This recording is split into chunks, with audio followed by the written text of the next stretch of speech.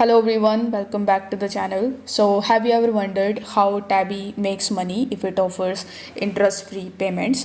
So, here is the simple explanation of this question. So, Tabby partners with stores that pay a small fee for each transaction. In return, stores get more customers who prefer flexible payments.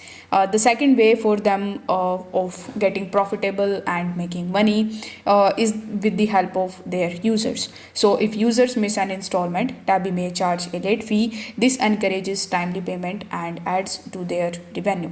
Now, they can also offer some of the premium services. So, Tabby may offer premium features or the financial products in the future, generating extra income beyond its standard buy now, pay later services. And Tabby makes money without charging interest to users. Instead, it earns from the merchants and late fees. So if this quick video helped you out, don't forget to like the video and subscribe to the channel. Thank you so much for watching.